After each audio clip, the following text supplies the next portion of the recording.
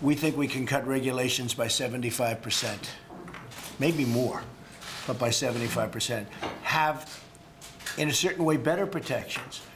But when you want to expand your plant, or when Mark wants to come in and build a big, massive plant, or when Dell wants to come in and do something monstrous and special, you're going to have your approvals really fast.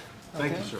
And the one thing that surprised me, and then I want to hear what you have to say, but the one thing that surprised me in going around and meeting with a lot of the people at this table and meeting with a lot of the small business owners, if I gave them a choice of this massive tax decrease that we're giving for business, for everybody, but for business, or the cutting down of regulation, if I took a vote, I think the regulation wins 100%. Now, in one case, it's hard dollars, and in the other case, it's regulation.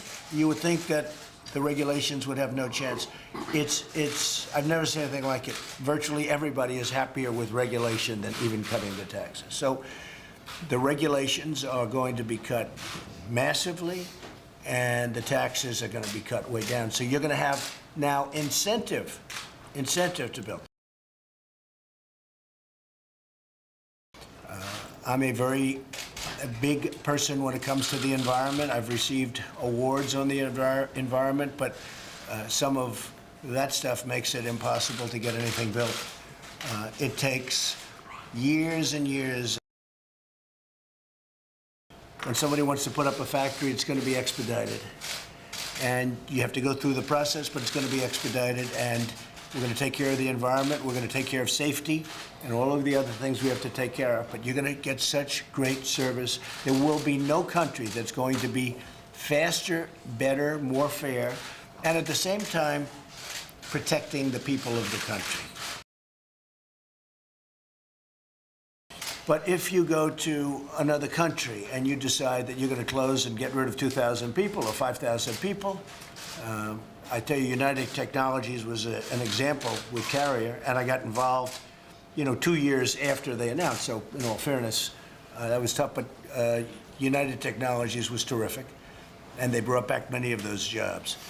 But if that happens, we are going to be imposing a very major border tax on the product when it comes in, which I think is fair, So a company that wants to fire all of its people in the United States and build some factory someplace else, and then thinks that that product is going to just flow across the border into the United States, that's not going to happen. They're going to have a tax to pay, a border tax, a substantial border tax. Some people would say that's not free trade, but we don't have free trade now because we're the only one that makes it easy to come into the country. If you look at China, if you look at many other countries, I don't have to name them, but many other countries, they can't believe what we do. So we take in things free, and yet if you want to take a plant or you want to do something, you want to sell something into China and other countries, it's very, very hard. And in some cases, it's impossible. They won't even take your product. But when they do take your product, they charge a lot of tax. So I don't call that free trade. What we want is fair trade. Fair trade. And we're going to treat countries fairly, but they have to treat us fairly. So essentially, I'm talking about no tax, because if you stay here, there's no tax. Somebody would say, oh, Trump is going to tax. I'm not going to tax. There is no tax, none whatsoever.